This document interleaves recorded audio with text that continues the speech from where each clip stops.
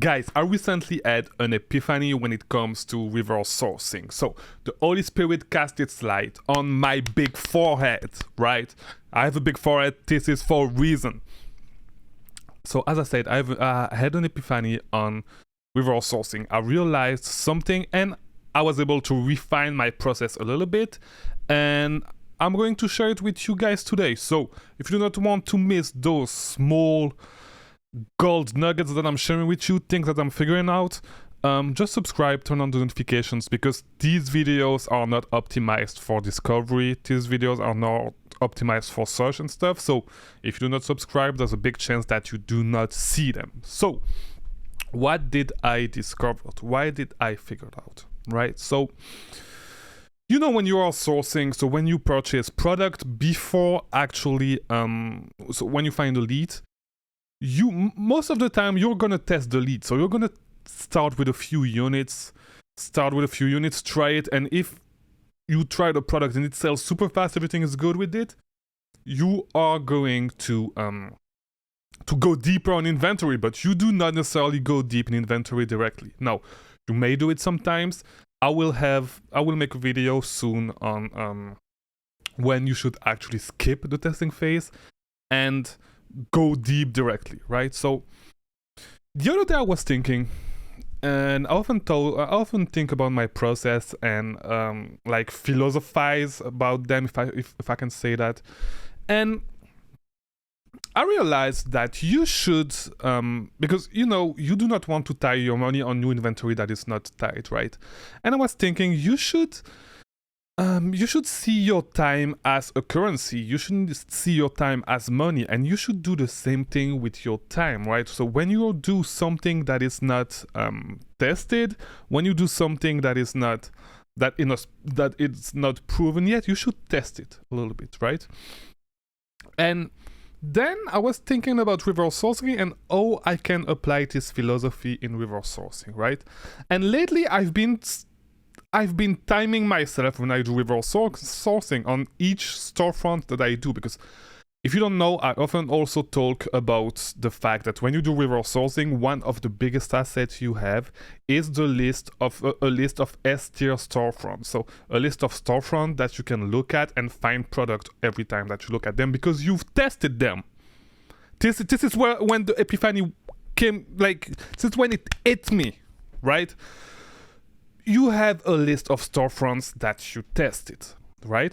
And I realized that when I go back to these storefronts, when I was timing myself and I decided to actually take logs of each storefront and see how fast I was able to find how many leads in each storefront, I realized that it's super fast to actually find leads, like compared to if you were to start from the beginning, start from a random product, right? If you stalk a storefront that you've stalked in the past, you pretty much know which products they had before, and so you can go through it super quickly. This plus the fact that you know they are doing retail, you know they are doing online arbitrage, right? So since you know that they are doing online arbitrage and they are killing it because you found some products already on their storefront, you can go through it quickly and see what you've never seen, see which products you've never seen, and check them. So you can skip a lot of product. And since this specific guy is doing online arbitrage is pretty good because you already found some lead, you can be confident and know that, okay, I can invest my time into this storefront and I'm gonna have a great return on my time because I'm gonna be able to find a lot of leads, right? And it is way slower when you actually start from a product, if you actually start to try to find a storefront, a good storefront to source from, right? So if you don't know, I have a whole video on how to find a good storefront, so you can check it. But my big epiphany was that there's really two types of reverse sourcing, and you should really do two types. Like, you should really do it differently based on the objective you have. So I told you already that now I am trying to find every single day 5 leads doing reverse sourcing, right? So whether it's Monday, whether it's Sunday, every single day I'm trying to find 5 leads, whether I need it or I don't need it. Even if I don't have any money to spend for the day, which does not happen a lot right now because it's not getting, but I pretty much have money to spend every day because I get daily payouts. So, sometimes it takes me 2 days to spend the money, but it's becoming pretty rare because right now I do reverse sourcing every day. I have leads coming every single day, right? So, as I said, there's really 2 ways to do reverse sourcing, and the first one should be to reverse source to actually try to find a S-tier storefront. And what I call a S-tier storefront is a storefront where there's not a lot of bullshit product, and you can quickly go through it and find 2 to 3. So I call a S-tier storefront a storefront that I source for the first time, that does not have a lot of trash product. And you're always gonna have trash products, but what I mean by that is, sometimes you see products on some storefronts, you're trying to figure out, why do you sell this, right? So because it's just too cheap, whatever, right? So as I said, so the first way to do reverse sourcing is to actually try to find a good storefront to source, beginning from a product or whatever, right? Actually trying to find a storefront and get the, I don't even know what to call that, but get the proof of concept that this is a good storefront, right? Which is going to be a little bit slower, right? And you should have 2 KPI in your business, KPI being key performance indicator that you should track.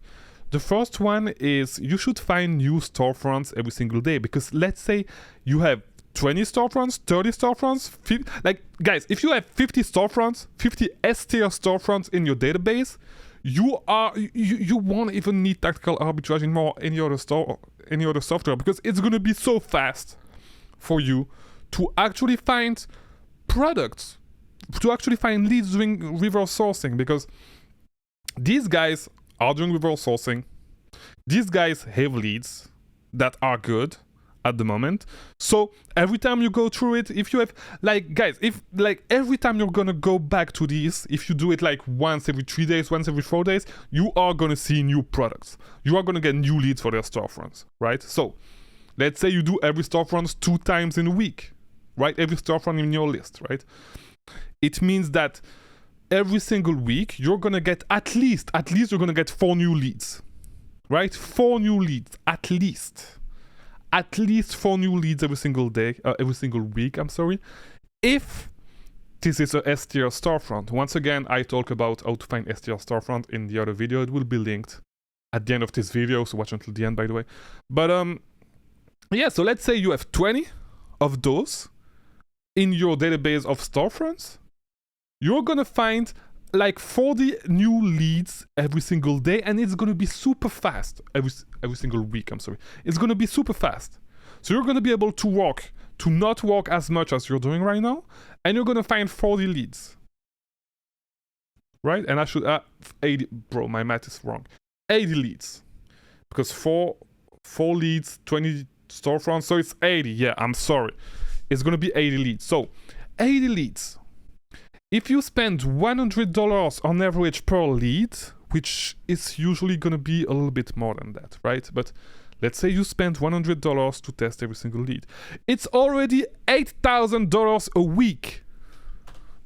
It's more than $1,000 a day, right? It's $32,000 a month. Guys, most of you do not spend, I do not spend $32,000 a month as of today. I do not spend $32,000 a month on inventory. So you are going to be able to bring your business easily above $50,000 a month. Just with reverse sourcing. Just with reverse sourcing, you're going to bring your business to more than $50,000 a month. If you build your database of storefronts, you just need 40 to do that. 20, I said. Guys, I'm sorry it's a little bit late. My math is, my brain is not performing, and I should stop to do it because I'm losing my world. But yeah, you get the idea. So as I said, 2 ways to actually reverse sourcing. One way is to actually try to find storefronts, focusing on that. The other way is to, and testing those storefronts, by the way. The other way is to go through your database every single day and find new leads. That's it. And increasing the amount of storefronts in your database every single day. That's it. That's the whole plan. You can run a multiple six-figure business on that alone. Just that. With no other tools that whatever you use for reverse sourcing, so Seller Amp, Keepa, that's it. That's it. That's the plan. That's your game plan. And that was my epiphany. So yeah, try to time yourself when you are reverse sourcing. It helped me a lot, and it helped me improving and refining my process. You should do that as well. You should think about your process, bounce ID off with people. I just bounce it with myself because I do not talk to a lot of people. To be honest, I'm a loner. But yeah, talk to yourself. Try to bounce ID back to yourself if you're like me.